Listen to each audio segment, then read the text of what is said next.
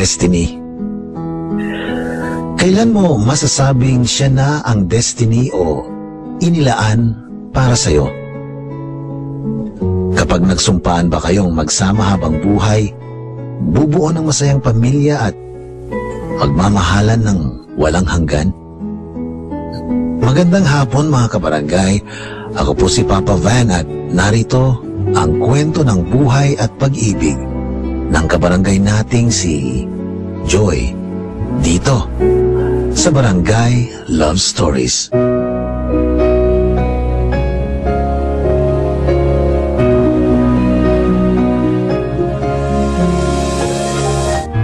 Dear Papa Van, magandang hapon sa lahat.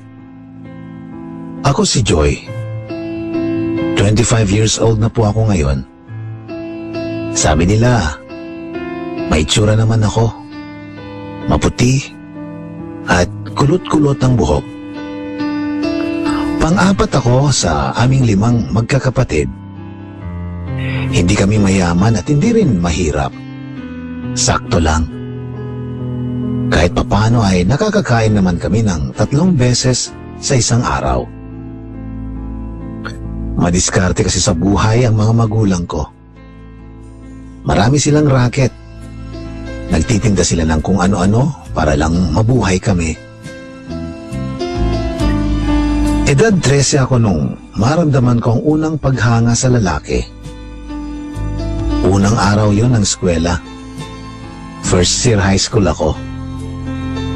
Likas akong mahiyain kaya naman nang pumasok ako sa classroom namin ay diretso lang ako sa pinakalikod na bahagi ng mga upuan.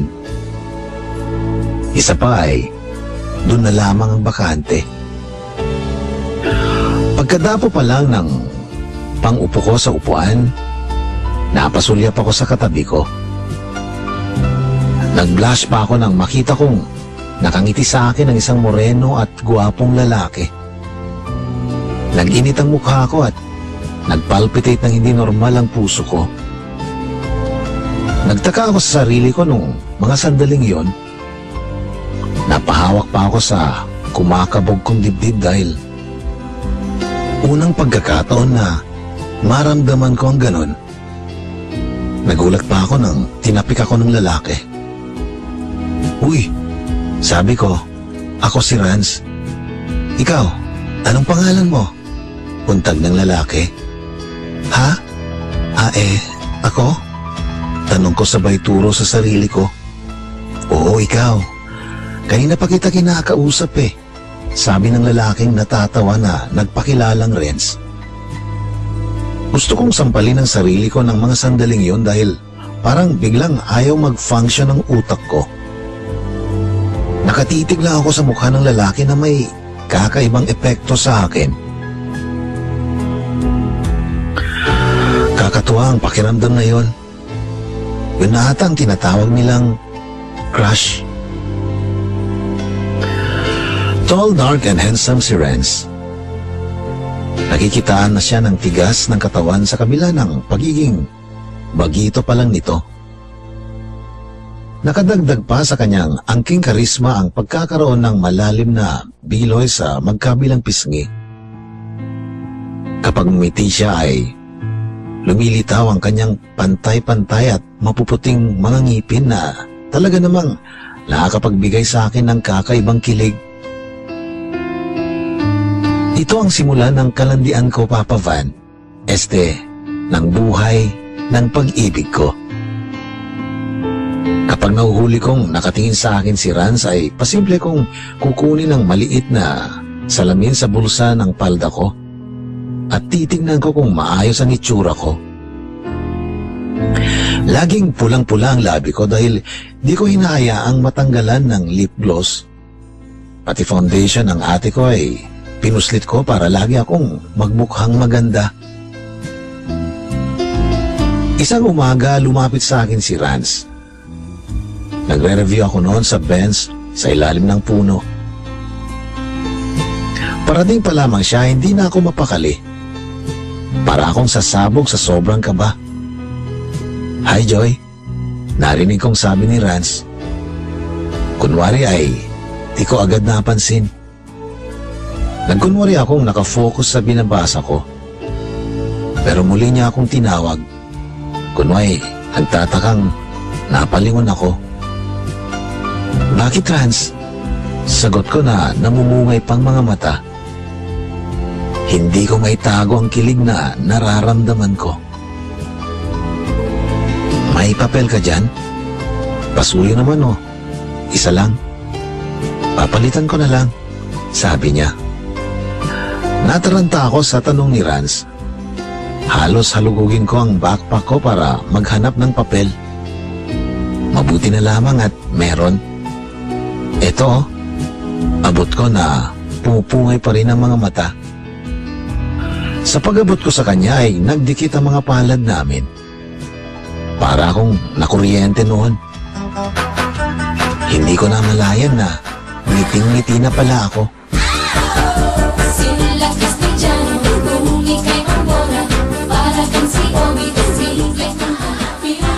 Lumipas sa mga araw, lalong nahulog ang loob ko kay Rans. Marami akong kalokohan noon, Papa Van, para mapasakin siya. Pati paggawa ng mga potion ginawa ko na. Nagbabakasakaling tumalab at mapaibig ko siya. Nandyan yung isusulat kong pangalan namin sa hugis pusong papel. Tsaka susunugin, ihalo sa tubig, lagyan ng konting pabango, tapos itatago ko sa ilalim ng kama ko.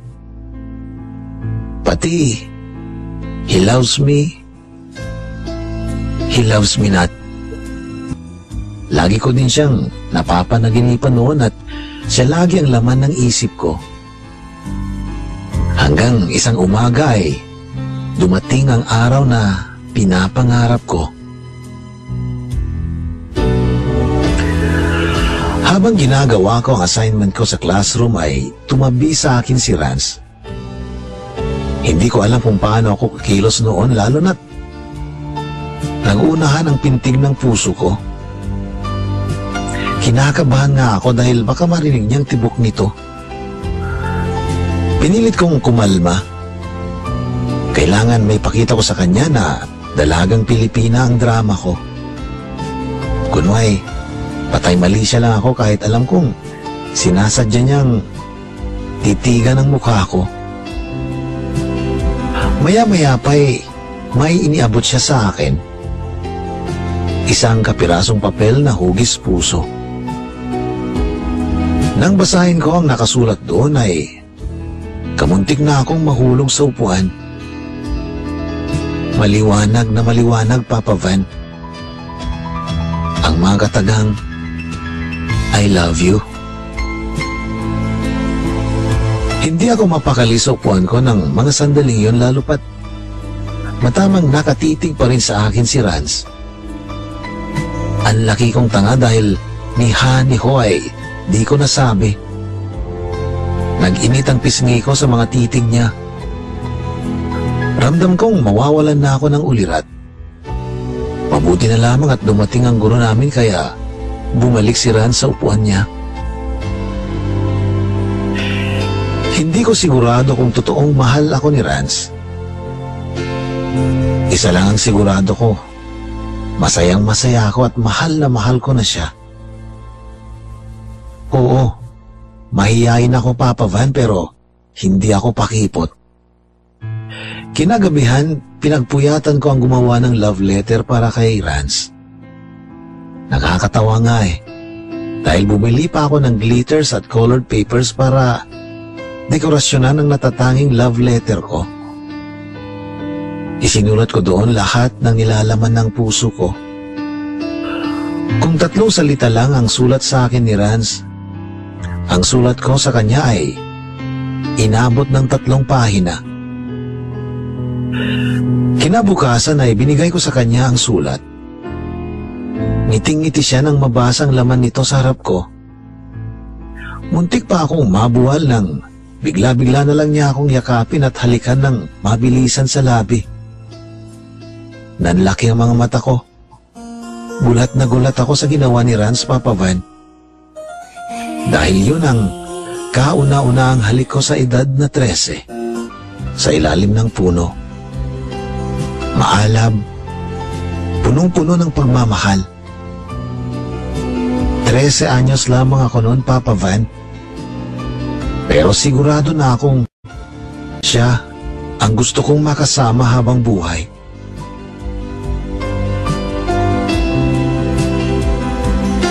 Natapos nga ang promotional.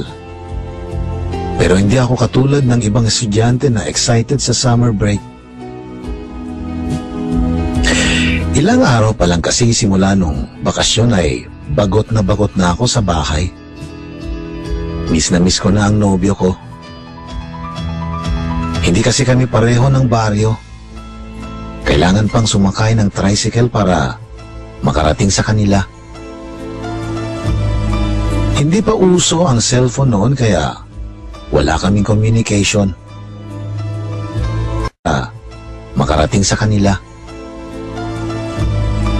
Hindi pa uso ang cellphone noon kaya wala kaming communication. Araw-araw, si Rance ang laman ng isipan ko. Kapag matutulog na ako ay dinadama ko ang labi ko at sinasariwa ang halik niya. Matapos ang 2 buwang punong-puno ng pagkasabi kay Rance ay sa wakas natapos din ang pagtitiis ko. Dumating ang araw ng pasukan para sa mga high school. Di ko pa nakikita si Rance pero kabadong-kabado na ako. Sabik na akong makita siya. Pagpasok ko pa lang sa school campus ay nakita ko na agad ang Prince Charming ko kasamang iba pa naming kaibigan. Abot tenga ang ngiti ko nang masilayan ko ang mukha niyang ngiting-ngiti. Lalapitan ko na sana siya at yayakapin nang mapansin kong may kausap siya. Isang babae. At hindi lang sila basta nag-uusap dahil magkahawak pa sila ng kamay. Napatingin sa direksyon ko si Rance at nagulat siya nung makita niya ako. Nag-init ang buong katawan ko sa galit. Gusto ko silang lapitan noon at pagsasampalin pero nanaig ang katinuan ko. Sa galit ko ay di ko na malayan ang pagtulo ng luha ko. Nakakahiya dahil sa harapan nilang pareho ng bago niyang syota. Nangako siyang hindi niya ako pagpapalit sa kahit kanino. Pero 2 buwan lang kaming hindi nagkita. May bago na siya. Akala ko pa naman siya na ang lalaking inilaan para sa akin. Ang sakit-sakit ng ginawa sa akin ni Rance, Papa Van. Walang kasing sakit. Nasaan ang pag-ibig mo? Dati ay nadarama. Sa puso mo'y naglaho na. Kahit nakasama ka, para kong nag-iisa. Di ba mayroon ka na ngang iba? Pilit nang isipin na ako'y mahal mo pa. Ito'y hindi ko magawa. Huwag mo nang itago pa. Kung sadyang ayaw mo na, sana nga'y lumigaya ka. Sabi mo ay ako lamang. Sabi mo ay di iwan. At sabi mo, mahal mo ako. Naniwala sa iyo ang puso ko.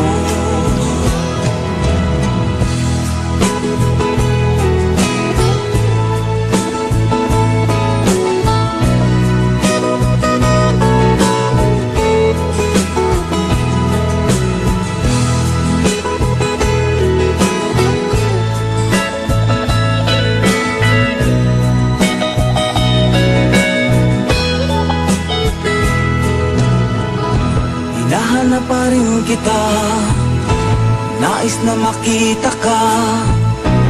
Di man tayong dalawa,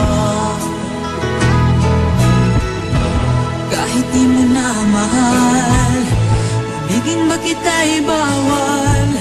Ang puso ko'y para sa iyo. Dumaan ang mga araw na parang walang kulay. Ang sakit palang mabigo sa pag-ibig, Papa Van. Matagal bago ako nakalimot. Umabot halos 1 taon.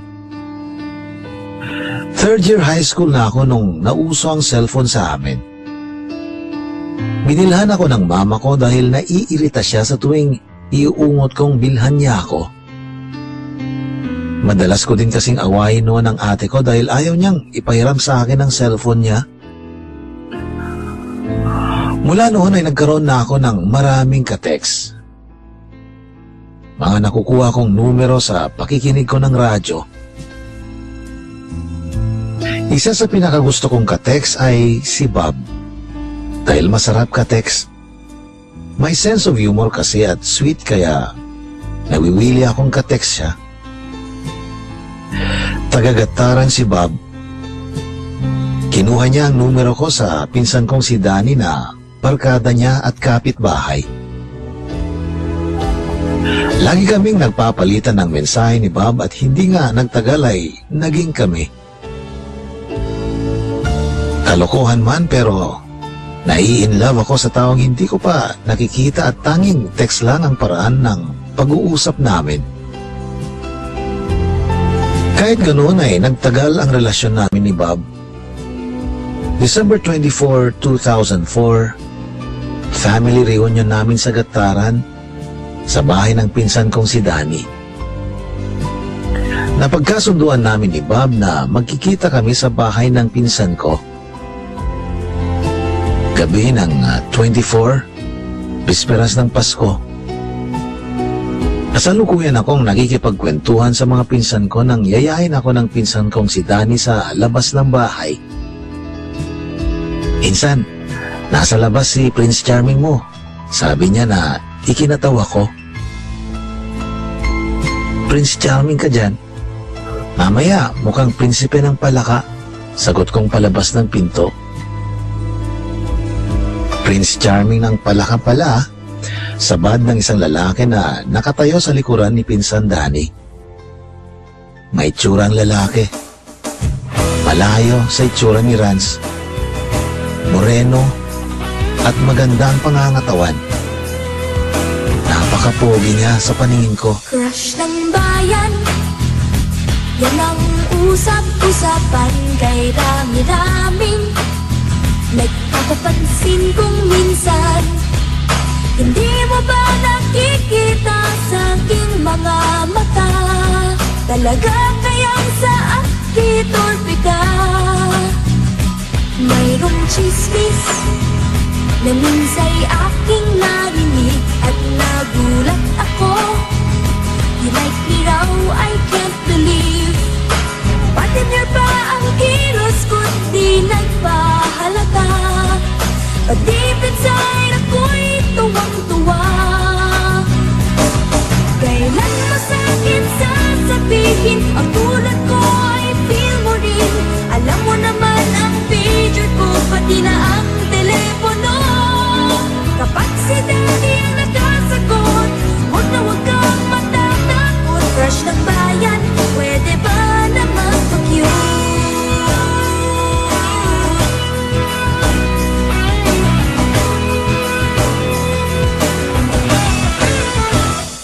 Mayroong chismis na minsa'y aking narinig at nagulat ako.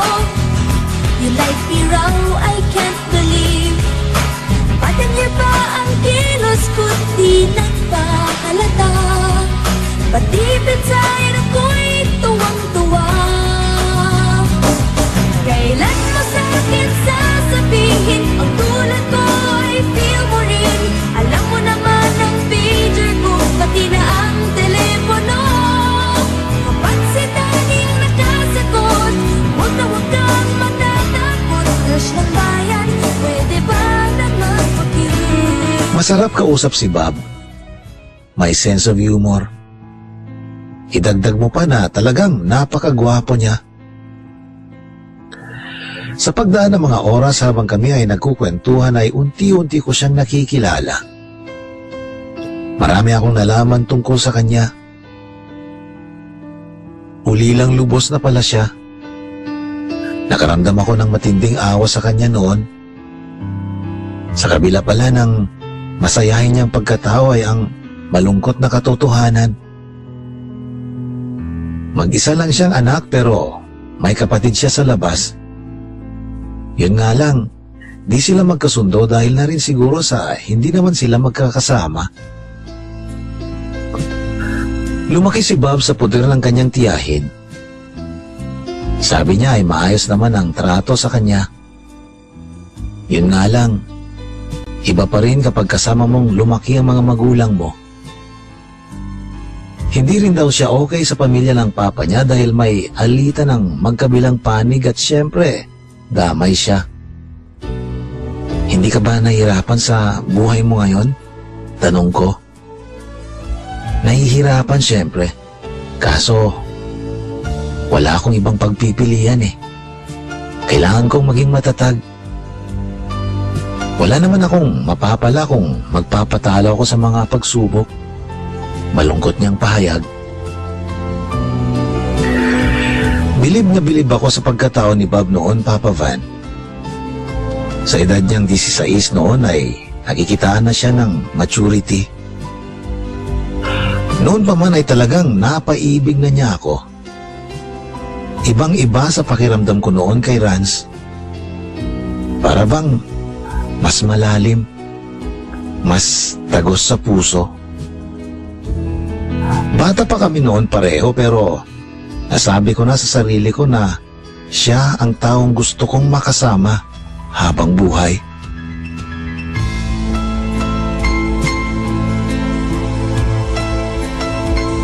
Napansin kong umalog ang balikat ni Bob noon. Tanda na umiiyak siya. Madilim kasi noon sa waiting shed na kinaroroonan namin. Pati ako ay nakaramdam din ng lungkot sa pinagdadaanan niya kaya namalayan ko na lang sarili ko na yakap-yakap siya. Matapos naming mag-iyakan ni Bob ay hinarap niya ako. Nagtama ang aming mga paningin. Kakaiba ang kislap sa mga mata ni Bob noon. Salamat ha. Kasi naiintindihan mo ako. Sa'yo ko lang nilabas lahat ng sakit na nararamdaman ko sa napakahabang panahon. Nakangiting sabi niya. Wala yon. Asahan mo. Nandito lang ako para sa'yo. Nakangiti ding sagot ko. Nagulat lang ako nung hawakan niya ako sa baba at nilapit niya ang kanyang mukha. Napapikit na lang ako at makalipas ang ilang sandali ay naglapat na ang aming mga labi. Kakaibang halik na yon, Papa Van. Masuyo, may kasamang pagmamahal. Unang pagkikita pa lang namin ni Bob yun pero nagpaubaya na ako sa kanyang maalab na halik. Wala nang hiya-hiya sa akin noon. Himapos pa ang mga kamay ko sa leeg ni Bob habang pinagsasaluhan namin ang napakatamis na halik na punong-puno ng pagmamahal. Lying here with you so close to me. It's hard to fight these feelings when it feels so hard to breathe. I'm caught up in this moment, I'm caught up in your smile.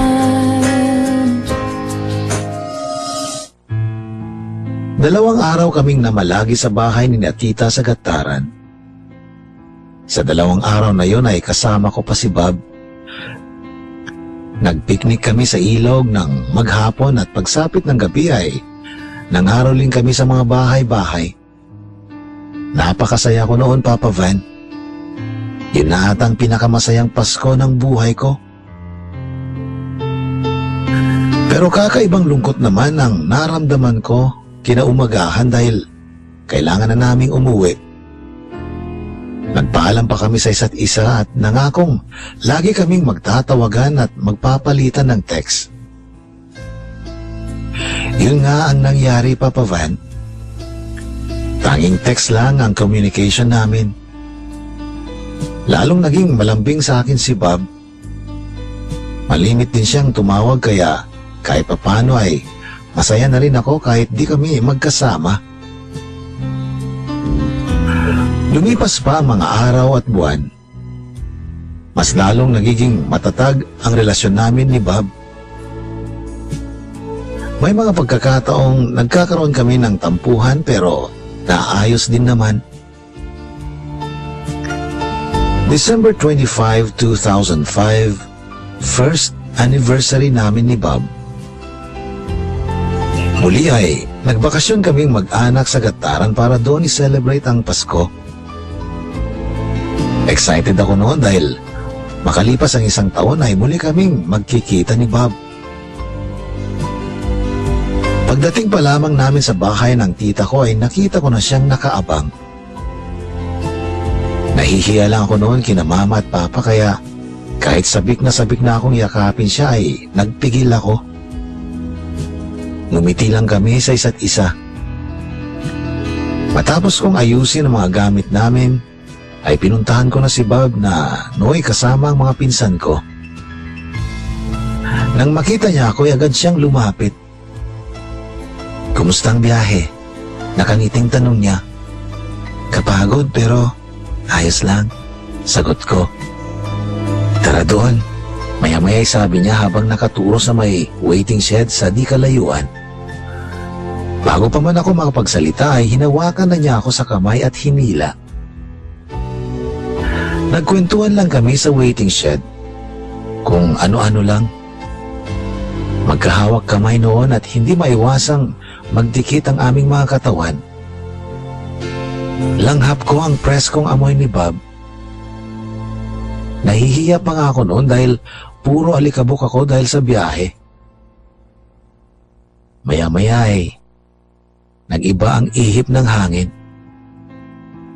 Madilim na noon ang paligid at tanging ilaw na lang sa mga bahay-bahay ang nagbibigay liwanag. Joy, mahal na mahal kita. Lagi kitang iniisip, sabi niya. Ngumiti lang ako. Masayang masaya ako noon, Papa Van.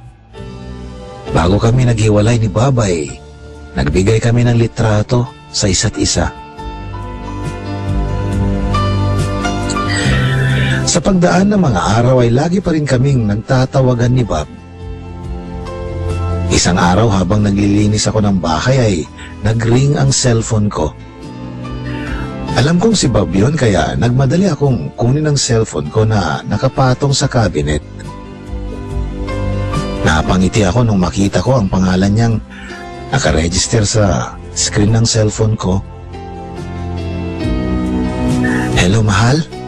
Malambing na sagot ko. Pero nagulat ako ng babae ang sumagot. Hoy babae, pwede ba huwag ka na magte-text kay Bob? Girlfriend niya to. Hoy babae, pwede ba huwag ka na magte-text kay Bob? Girlfriend niya to. Palipas oras ka lang kaya huwag ka na manggulo. Mabilis na sabi ng babae sa kabilang linya. Nagulat ako sa narinig ko pero bago pa man ako makasagot ay pinutol na niya ang tawag. Tumaas lahat ang dugo ko sa katawan. Hindi ko napigilan ang pagtulo ng luha ko. Hanggang sa napahagulgol na lang ako. Sa galit ko ay pinagpuputol ko ang SIM card ko. Hindi ko matanggap ang ginawang panluloko niya sa akin. Memoryado ko ang numero niya kung gugustuhin ko ay madali lang sana siyang makausap pero nanaig ang galit ko sa kanya. Ilang gabi din akong umiyak. Naalala ko mga pinagsamahan namin ni Bob. Ang mga pangako namin sa isa't isa. Mga pangakong napako dahil sa panloloko niya sa akin. Pare-pareho lang sila. Siya at si Rance, mga manluloko. Pero hindi tulad kay Rance ay umasa akong magkakayos pa kami ni Bob sa kabila ng nangyari. Alam kong isang araw ay muling magkukrus ang landas namin. Oceans apart, day after day, and I slowly go insane with you. Para makalimot ay nakipagligawan ako sa iba. Isa si Jake sa mga masusugid na manliligaw ko.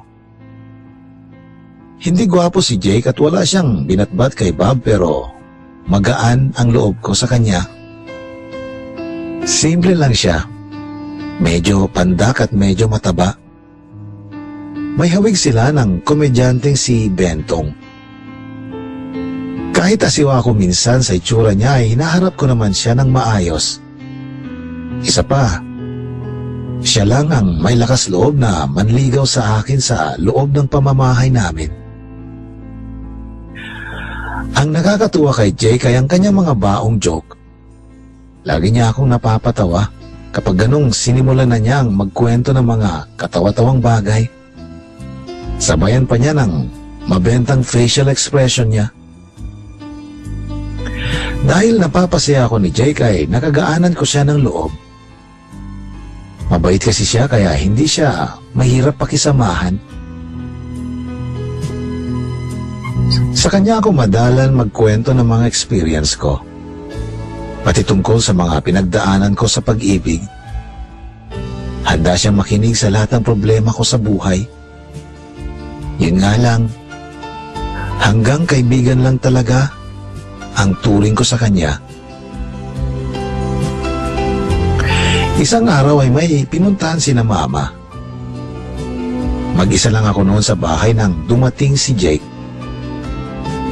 Nagulat ako dahil wala siyang pasabi na pupuntahan niya ako. Nasa kusina ako noon at kasalukuyang naghuhugas ng pinggan nang may biglang humawak sa bewang ko. Paglingon ko ay si Jake na nakangisi ang nakita ko. "Uy Jake, anong ginagawa mo dito?" Ulat na tanong ko sabay tulak sa kanya pero hindi siya nagpatinag. Nahalata ko noon na kakaiba ang kinikilos niya. Pulang-pula ang kanyang mga mata at amoy alak ang kanyang hininga.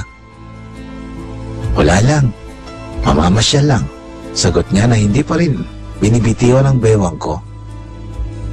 Naalarma ako noon pero hindi ko lang pinahalata. Pasimple kong tinanggal ang mga kamay niya sa pagkakahapit sa bewang ko. Nang matanggal ko ang pagkakahawak niya sa akin ay lumayo ako at tumakbo papuntang sala. Pero sinundan pa rin niya ako. Ibang-iba ang Jake na nasa harapan ko noon, Papa Van. Hindi na siya ang Jake na pinagkakatiwalaan ko. "Ano ba, Jake? Hindi ka na nakakatuwa, ha?" Bulyaw ko. Pero muli niya akong sinunggaban ng yakap. "Ang arte naman ito. Pakis nga," sabi niya sabay halik sa leeg ko. "Umalis ka dito. Walang yaka. Matapos kitang pagkatiwalaan, bastos ka." Sigaw ko sabay tulak ng malakas sa kanya. Kabadong-kabado ako noon at hindi ko alam kung paano ko matatakasan si Jake. Lalo na nung muli niya akong mahawakan at malakas na itinulak pahiga sa sahig. "Huwag ka nang mag-inarte. Alam kong matagal mo nang gusto to. Walang makakaalam na iba. Atin-atin lang naman to. Pagkakataon na natin to habang wala tayong bantay na mga sungot." Nalolokong sabi niya. "Bitawan mo ako, hayop ka." Sigaw ko pero lalo niya akong dinaganan. Sumisigaw pa rin ako noon ng tulong pero lalo akong nakaramdam ng takot nung takpan niya ang bibig ko.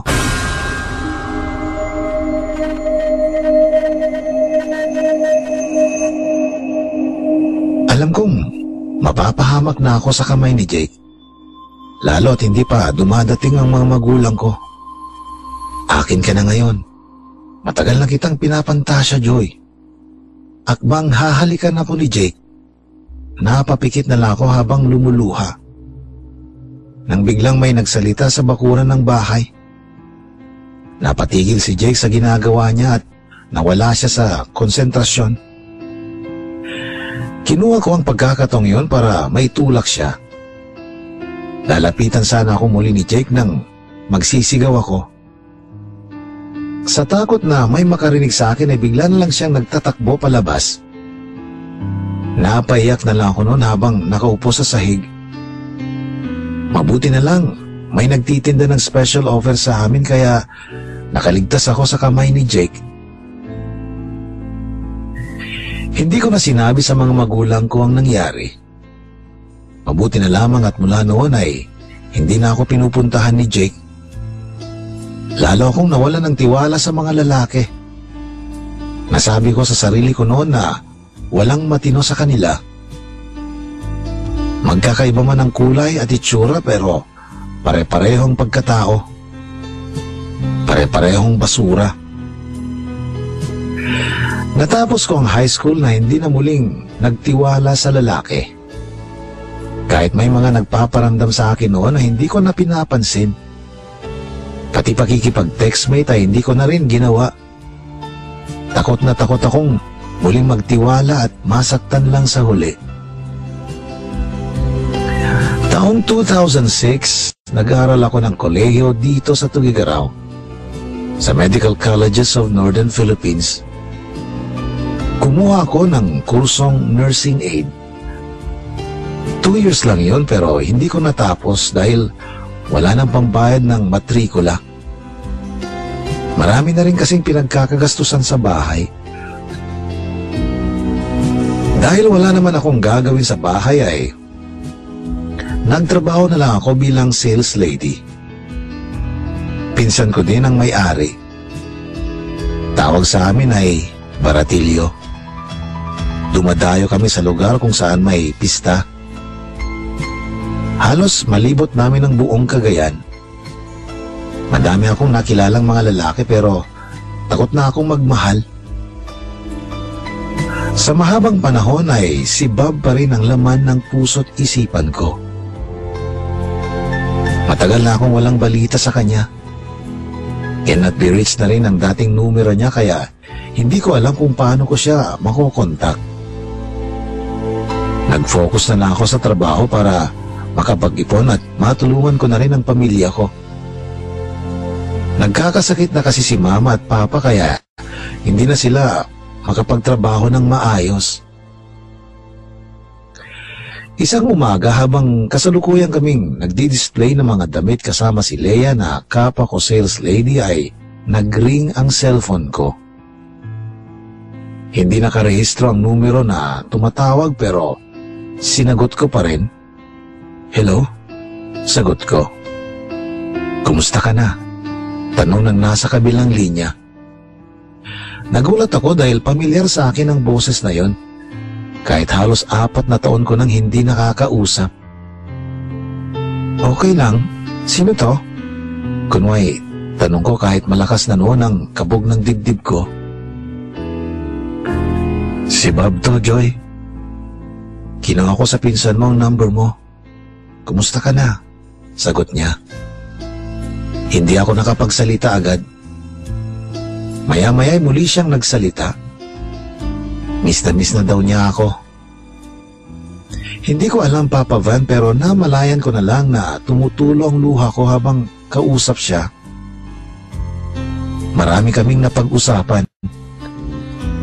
Ang sabi niya ay nawala ang cellphone niya kaya hindi niya ako agad na-contact.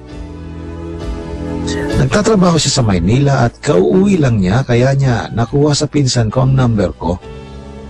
Sinabi kong may tumawag sa akin noon na isang babae at sinabing girlfriend niya. Pinsan ko yun. Pinagtripan ka lang niya. Huwag kang maniwala doon. Paliwanag niya. Dahil hindi pa rin nawawala ang pagmamahal ko kay Babay, naniwala ako sa kanya. Niyaya niya akong magkita kami dyan sa Tugigaraw para makapag-usap ng personal. Pumayag naman ako agad dahil talagang namimiss ko na siya at umaasa ako noon na muli naming maituloy ang naudlot naming relasyon.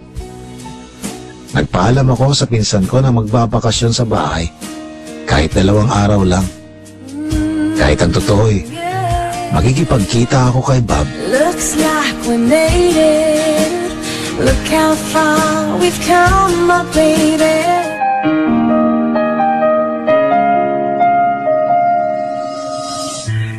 Kinaumagahan ay nagkita nga kami sa may City Hall. Nakatayo lang siya sa harap ng isang fast food chain nung makita ko siya. Nanginginig ang mga paa kong bumaba ng tricycle. Wala pa rin pinagbago ang itsura ni Bob. Guwapo pa rin siya at lalong lumaki ang kanyang pangangatawan. Nahihiya akong lumapit noon. Mabuti na lamang at nalingunan ako ni Bob at siya na mismo ang lumapit ng nakangiti sa akin. "Kumusta ka na?" Nakangiting tanong niya. "Okay lang. Ikaw, kumusta na?" Nahihiyang tanong ko. "Okay lang. Kasi kasama kita." Nakangiting sabi niya sabay hawak sa kamay ko. Pumasok kami sa fast food chain. Doon kami nakapag-usap ng maayos. Parang walang nagbago sa pagitan namin ni Bob. Ramdam ko pa rin ang pagmamahal niya sa akin at ganun din ako sa kanya. Maya-maya nagulat ako sa sinabi niya. "Isasama kita sa Maynila, Joy. Ayoko nang malayo ka sa akin," sabi niya. "Sa Maynila? Anong gagawin ko doon?" Takang tanong ko. "Pwede kang magtrabaho doon. Mas malaki pang kikitain mo. May bakante sa pinapasukan ko. Pwede kang mag-apply doon." "Sigurado bang makukuha ako? Saan ako titira?" "Wala akong kaalam-alam sa Maynila," sagot ko. "Ako nang bahala sa'yo. Basta pumayag ka lang. Please." Nagsusumamong sabi niya. Napaisip ako sa paanyaya ni Bob. Sa totoo lang, sawa na ako sa trabaho ko at ayaw ko nang mahiwalay sa kanya. Kaya kahit hindi pa ako sigurado kung papayagan ako'y umuo na lang ako. Pagkabalik ko sa trabaho ay sinabi ko sa pinsan ko na pupunta ako sa Manila dahil may offer na trabaho. Mabuti na lamang at pumayag siya. August 30, 2009. Pasakay na kami ni Bob papuntang Maynila. Hindi ko alam kung anong madadatnan ko doon pero kampante ako dahil alam kong hindi ako pababayaan ni Bob. Pagdating sa Maynila ay dumiretso kami ni Bob sa isang grocery at pinakilala niya ako sa manager nila. Dahil nga naghahanap ng sales lady ay nakuha naman ako agad. Maganda din ang offer at bonus na yung may titirahan kaming mga empleyado.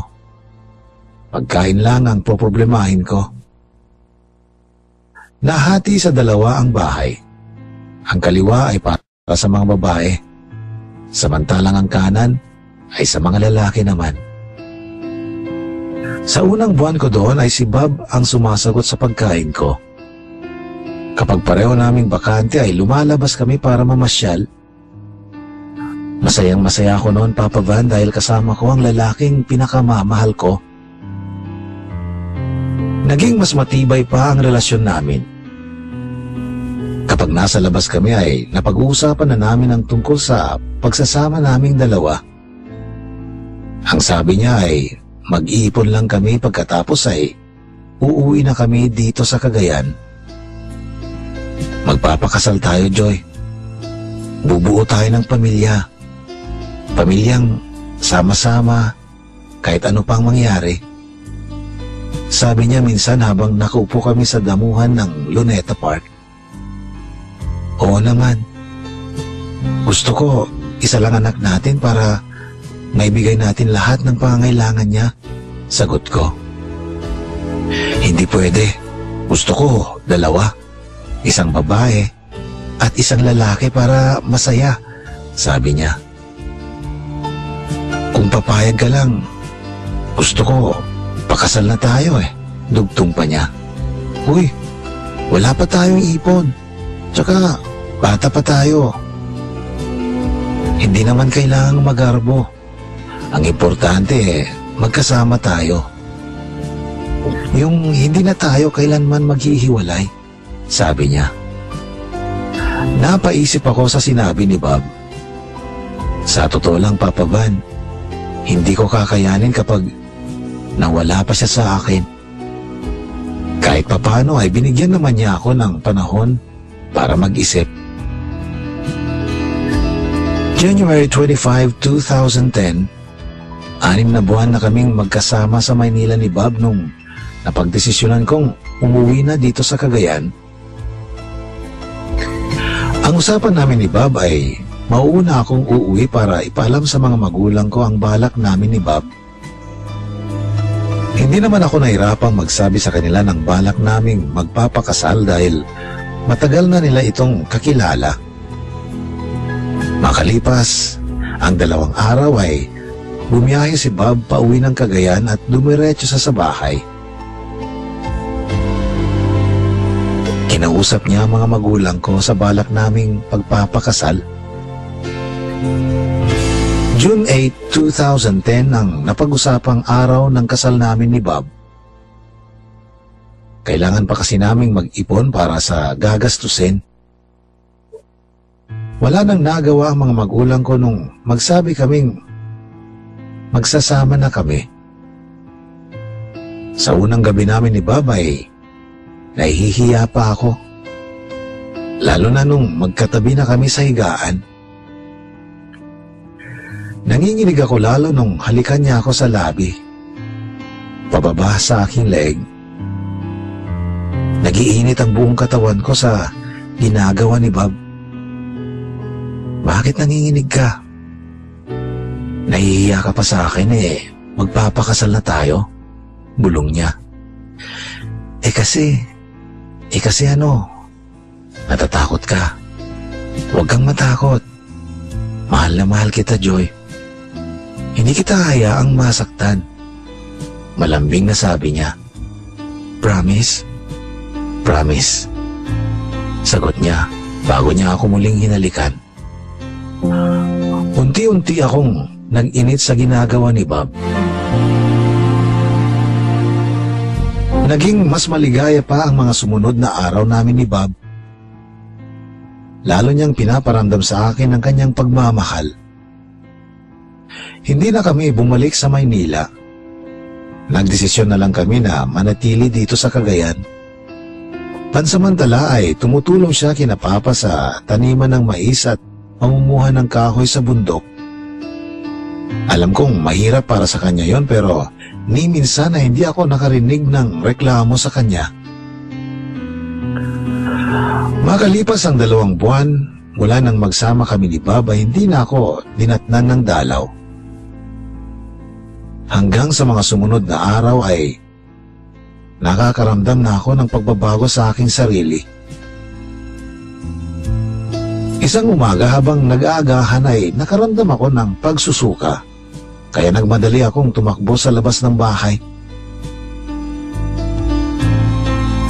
Kasalukuyan akong nagsusuka nung maramdaman ko ang masuyong haplos ni Bob sa likod ko. Anong nangyayari sa'yo, babe? Bakit ka nagsusuka? Nag-aalalang tanong niya. Ewan ko, ibang-ibang pakiramdam ko ngayon eh. Kakaibang pakiramdam mo? Baka naman, buntis ka na, babe? Excited na tanong ni Bob. Nagkatinginan kami ni Bob.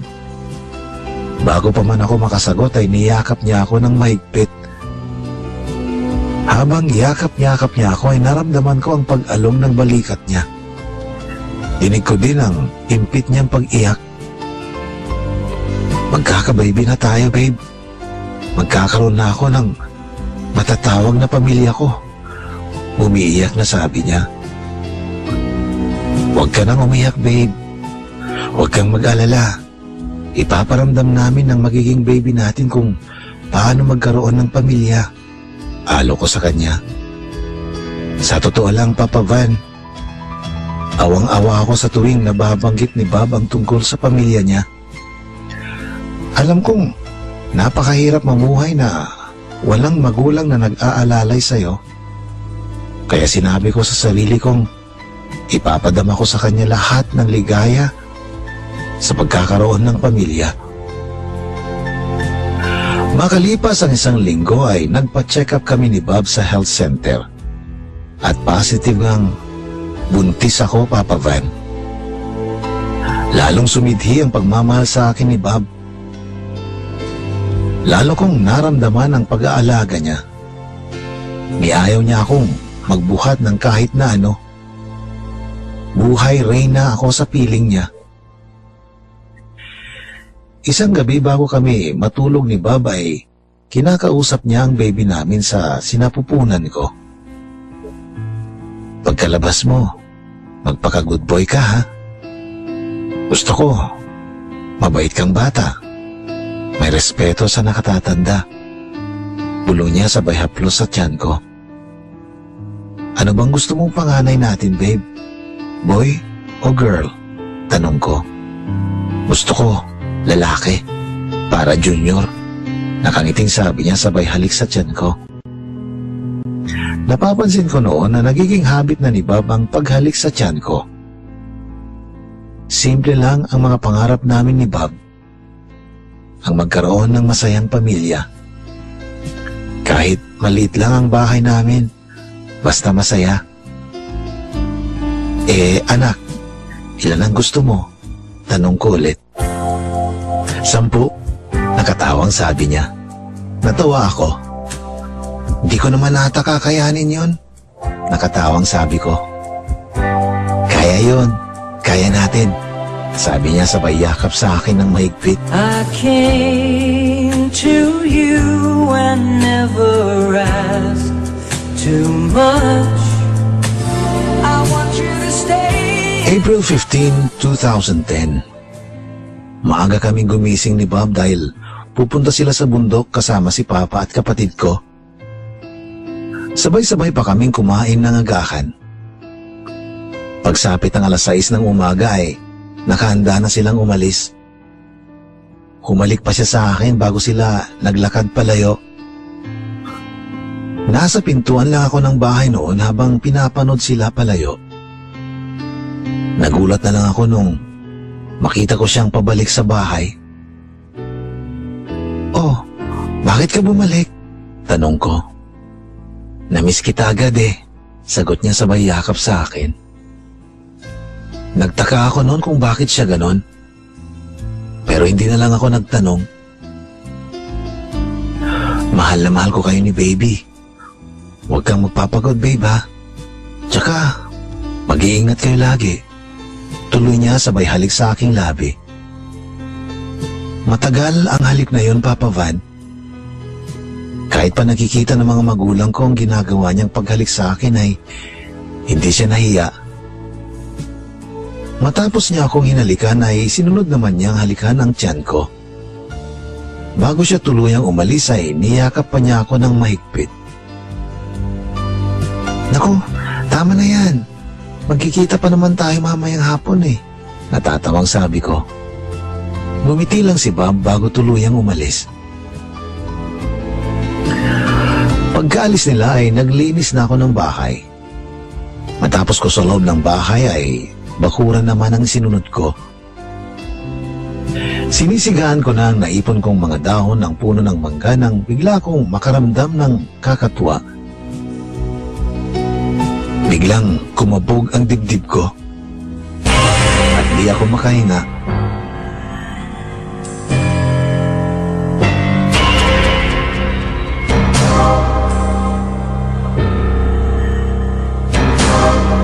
Papasok na sana ako sa bahay nang mamataan ko ang humaharurot na van sa di kalayuan. Napatigil ako sa pagpasok. Nagulat pa ako nung makita ko sa bintana ng sasakyan si Papa. Nakatingin siya sa akin na parang umiiyak. Sinundan ko pa ng tingin ng sasakyan. Maya-maya'y nag-ring ang cellphone ko. Si Kuya ang tumatawag. Hello, Kuya? Ading, si Bob, Ading. Ha? Anong nangyari sa kanya? Huwag kang mabibigla pero may masama nangyari sa kanya. Nanigas ang buong katawan ko sa narinig ko, Papa Van. Hindi na ako muling nakapagsalita habang kinukwento ng kapatid ko ang nangyari sa kanya. Napaupo na lang ako sa lupa at humahagulgol. Ang sabi ng kapatid ko ay tinakbo sa ospital si Bob dahil nabagsakan siya ng sanga ng puno habang nagpapahinga sa ilalim nito. Hindi ko alam ang gagawin ko noon. Natatakot ako sa maaaring mangyari sa kanya. Nakatingin lang ako sa screen ng cellphone ko. Nagulat pa ako nang muli itong mag-ring. Si Papa. Joy, anak. Uuwi na kami ni na Bob. Hintayin mo na lang kami dyan sa bahay. Sabi niya.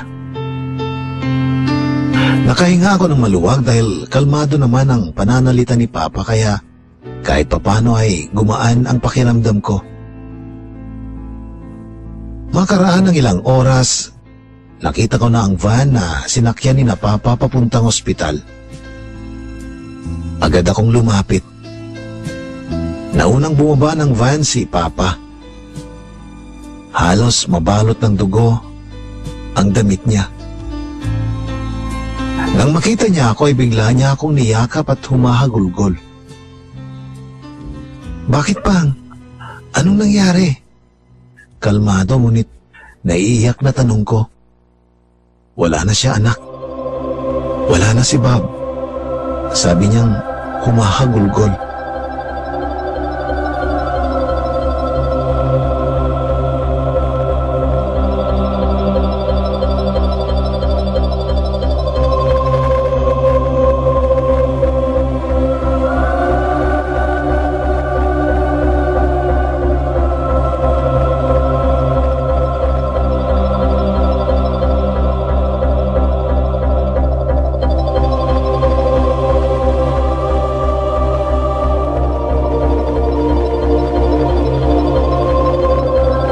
Sabihin yan, Pang.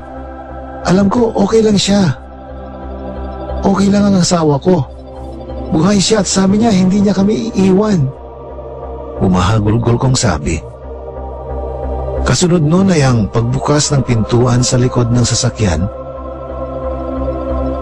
Nanginig akong lumapit habang hawak-hawak pa rin ako ni Papa.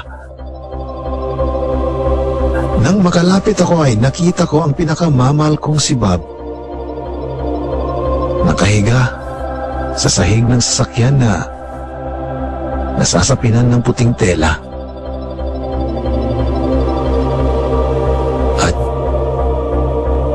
At wala ng buhay.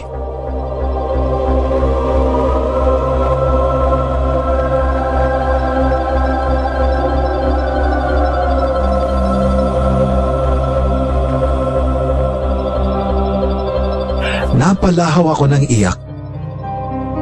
Agad kong nilapitan si Bob at niyakap. Nakabalot ng puting tela ang ulo niya.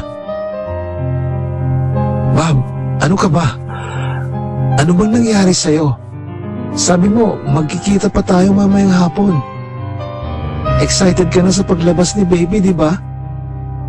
Bakit hindi mo na siya hinintay? Bakit ka nang iwan? Ang daya-daya mo naman.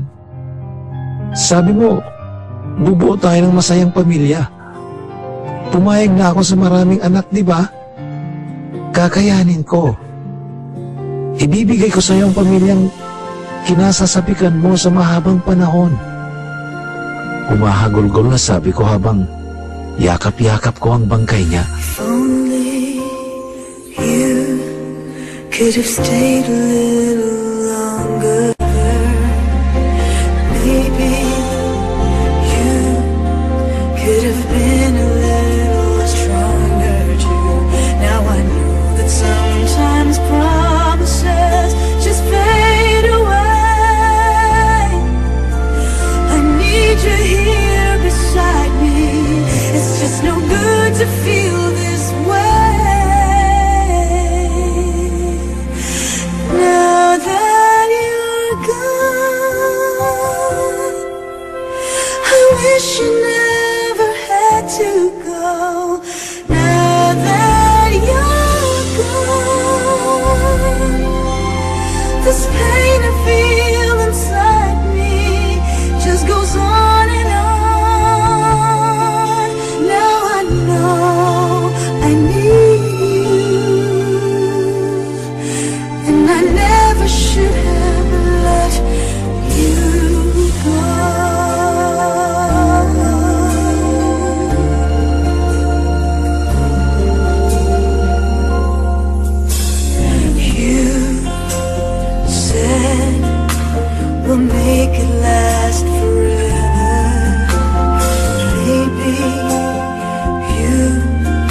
could have been a little stronger too. Now I know that sometimes promises just fade away. I need you here beside me. It's just no good to feel this way. Now that you're gone, I wish you never had to go. Now that you're gone, this pain I feel inside me just goes on and on. Hawak-hawak ko pa rin ang cellphone niya nung tinignan ko lahat ang laman nun.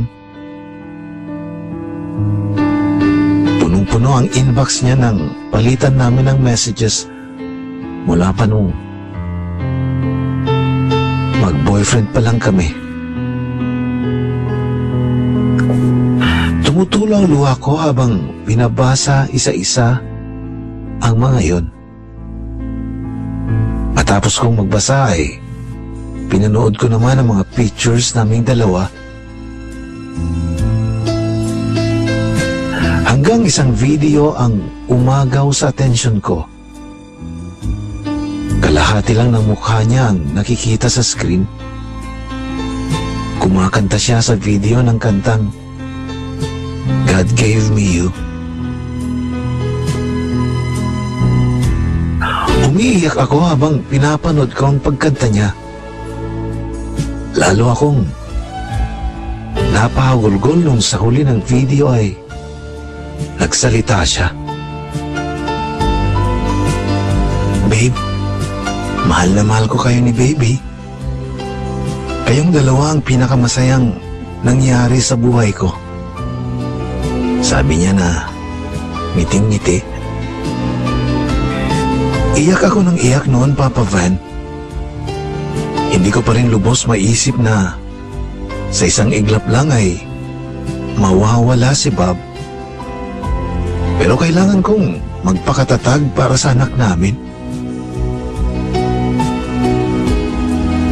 April 19, 2010 nung ihatid namin siya sa kanyang huling hantungan kasama ang mga kaibigan at kamag-anak namin ni Bob. Doon ko nilabas ang lahat-lahat ng sakit na nararamdaman ko. Awang-awa noon ang mga tao sa akin at sa magiging anak namin. Walang kasing sakit, Papa Van, ang mawalan ng taong minamahal. 3 buwan ko lang siya nakasama. Agad niya din kaming iniwan. Mahal na mahal ko si Bob at siya lang ang mamahalin ko habang buhay. Ang natitirang pag-asa ko na lang ay ang batang nasa sinapupunan ko na ala-ala ko sa pinakamamahal kong si Bob. Malungkot pero mananatili sa aking diwa ang mga masasayang ala-ala niya sa akin na ikikwento ko sa anak namin, si Bob Jr. Hanggang dito na lang ang kwento ng buhay at pag-ibig namin ni Bob, mga kabarangay. Maraming salamat.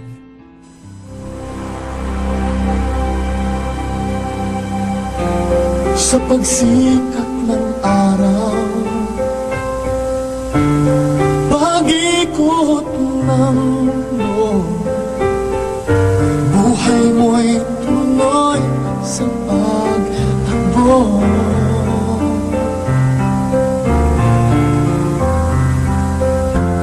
Halakhak at yakap,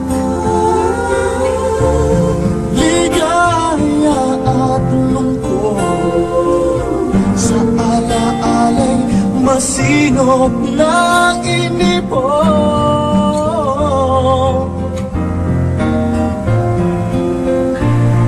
Pakinggan mo sigaw ng iyong puso,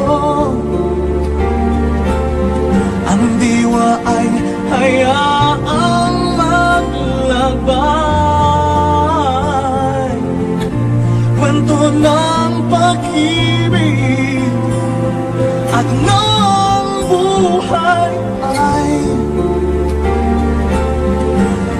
man ng alaala sa buhay mong taglay.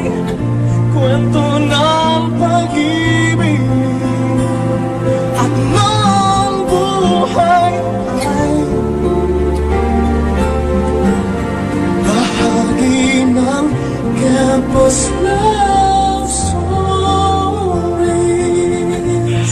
Yan ang kwento ng buhay at pag-ibig ni Joy na binasa noong November 2010 sa Campus Love Stories. Makalipas ang 4 na taon ay muling nagpadala ng sulat sa atin si Joy. Kumusta na kaya siya? Matapos ang masaklap na nangyari sa kanyang buhay pag-ibig.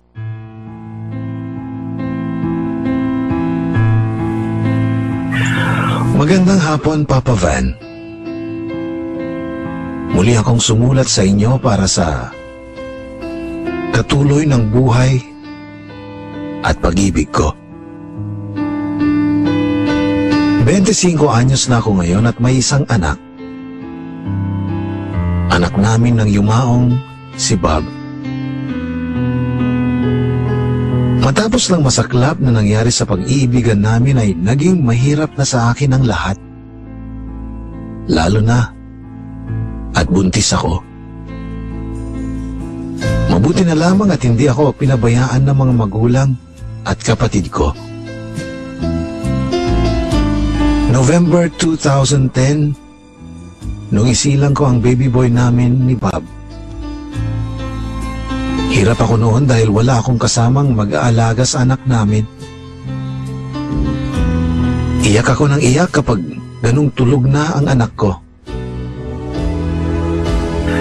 Sa hirap ng buhay ay naisipan kong magtrabaho. Mabuti na lamang at welcome lang ako sa tindahan ng pinsan ko sa Baratilio. Wala akong mapag-iwanan kay Baby J noon. Nagkakasakit na kasi ang mga magulang ko at hindi na nila kayang alagaan pa ang anak ko. Nagdesisyon na lang akong isama siya sa trabaho. Awang-awa ako noon sa baby ko dahil hindi maganda para sa kanya ang manirahan sa palengke. Sa ibabaw ng mga box ng damit kami natutulog kapag gabi. Pagsapit naman ng umaga ay nilalagay ko lang siya sa kumot na ginawa kong duyan para makapagtrabaho ako. Mabuti na lamang at mabait ang mga katrabaho ko. Kapag bumibisita naman ang pinsan ko sa pwesto namin ay kinakarga niya si baby. Isang hapon habang nagliligpit kami ng mga paninda ay kinausap ako ng pinsan ko. 5 buwan na noon si Jay at madalas magkasakit. Joy, naawa ko kay baby, sabi ni Ate May. Tuloy niya. Napatigil ako sa pasalansan ng mga damit sa karton. Napatingin ako kay Ate May at sa anak ko na noon ay nakatulog sa balikat niya. Hindi ko na malayan na tumulo na ang luha ko. Hinawakan ako ni Ate May na noon ay umiiyak na rin. Hindi kita mamadaliin, Joy. Pag-isipan mo kung anong makakabuti kay Baby J. Sabi niya bago niya pinakarga sa akin ang anak ko. Nakahiga na kami ng anak ko sa ibabaw ng mga panindang damit. Ay hindi pa rin mawala sa isip ko ang offer ng pinsan ko. Tama siya. Nakakaawa na ang kalagayan ng anak ko. Hindi siya dapat nahihirapan. Napakaliit pa niya para pagdaanan ang hirap ng buhay. Matagal kong pinag-isipan ang offer ni Ate May. Hanggang lumipas ang ilang buwan. Isang madaling araw ay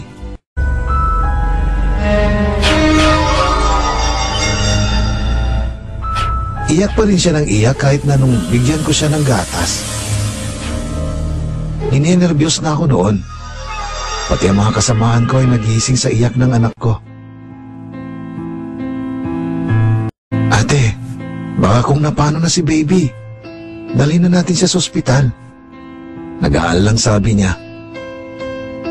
Wala akong pampa-ospital, Ading. Umiiyak na sabi ko habang sinusubukan ko pa rin patahanin ang anak ko. Yung koleksyon, gamitin mo na. Tawagan mo si ate. Suhestyon niya. Hindi na ako nagdalawang isip pa. Tinawagan ko ang pinsan ko at sinabing linalagnat ang anak ko. Sa ibang bayan pa ang bahay ng pinsan ko at ang sabi niya, gamitin muna namin ang benta namin para sa pagpapa-ospital kay baby. Agad nga naming dinala ang anak ko sa ospital kasama ang mga katrabaho ko. Iyak ako ng iyak noon na siya si Erwin. Kay Erwin ko naramdaman ang pangalawang pag-ibig. Tulad ng yumaong si Bob, ay napakabait din niya. Maalaga at maalalahanin. Kaya nahulog ang loob ko sa kanya. Niligawan niya ako sa kabila ng katotohanang meron na akong anak, samantalang siya ay binatang binata. Wala akong pakialam sa nakaraan mo, Joy. Hindi mo naman ginustong nangyari. Mahal kita at tanggap ko ano man ang nakaraan mo. Sabi niya minsang nag-usap kami. Baka naman iiwan mo rin ako. Ayoko nang masaktan, Erwin. Nagdadalawang isip na sagot ko. Hindi kita iiwan. Pangako, sagot niya. Matyaga akong niligawan ni Erwin. Kapag dumadalaw ang pinsan ko kasama ang anak ko ay lumalapit siya sa pwesto at nilalaro ang bata. Natatawa nga ako kapag kinakausap niya ang anak ko. Gusto mo ba akong maging papa, baby? Nakangiting tanong niya sa anak ko sabay tingin sa akin. Tulungan mo naman ako sa mama mo. Hirap amuin eh. Tuloy niya. Dinadamay mo pang anak ko. Anong kinalaman naman niya sa panliligaw mo? Natatawang sabad ko. Baka makatulong eh. Pihikan kasi ang nanay. Nag-iingat lang. Takot nang masaktan. Mapait na sagot ko dahil naalala ko na naman si Bob. Matyaga pa rin ang ligaw sa akin si Erwin. Hanggang namalayan ko na lang ang sarili kong umiibig na sa kanya. Makalipas ang halos 1 taong panliligaw ay sinagot ko na si Erwin. Tuwang-tuwa siya noon at nangako siya sa akin na hindi niya ako sasaktan. Buwan na ang relasyon namin ni Erwin nang yayain niya ako sa Samar para ipakilala sa mga magulang niya. Bago ako pumayag ay ipinakilala ko muna siya sa pamilya ko. Oh, uuwi yan dito ah. Baka hindi mo na ibalik sa amin yan. Biro ni Papa nung ipaalam ako ni Erwin. Ibabalik ko po siya ng buong buo, Tito. Sagot naman ni Erwin.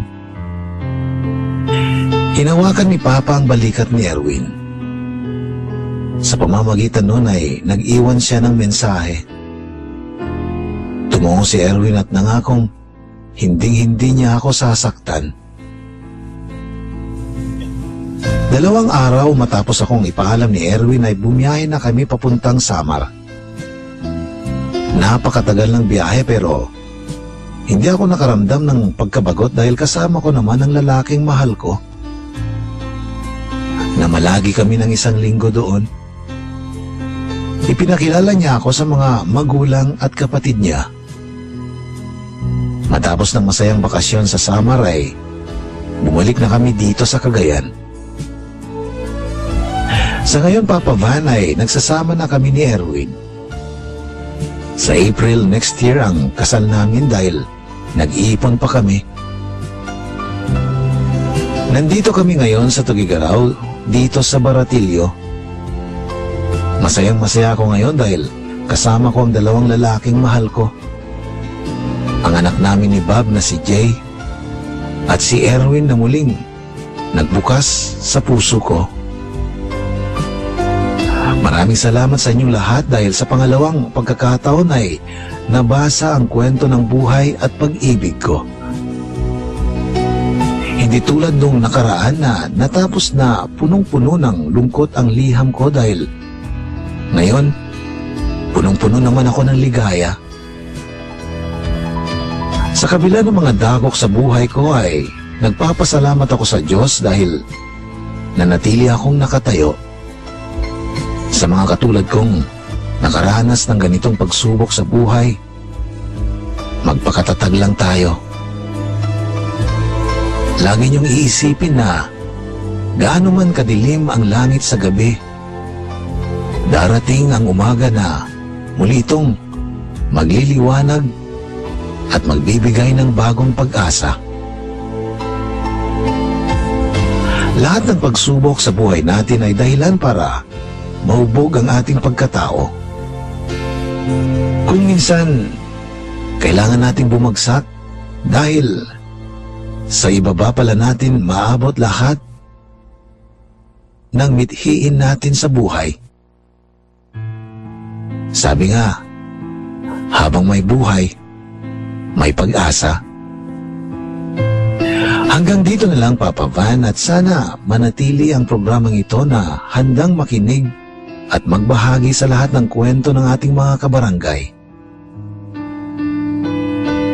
Hindi lang kayo nagsisilbing entertainment, kundi nagbibigay din kayo ng leksyon na siyang gumagabay sa bawat buhay ng inyong mga tagapakinig. Pasuyo na lang din po. Batiin ko sana mga kasamahan ko sa Baratillo na adik sa pakikinig sa inyo. Si Marilyn, Madel, Hailin. Gusto ko na ring pasalamatan lahat ng mga kaibigan at kamag-anak na umalalay sa akin noon. At syempre, sa aking pinakamamahal na si Erwin. Siya nga pala, willing akong makipagkaibigan sa inyong lahat mga kabarangay. Sa dulo ng aking sulat ay nakalagay ang aking Facebook account. Maraming salamat, Papa Van, at asahan ninyong isa ako sa masugid na taga-subaybay ng lahat ng inyong programa mula nung Campus Radio hanggang ngayong Barangay 89.3 na. Lubos na gumagalang at nagpapasalamat. Joy.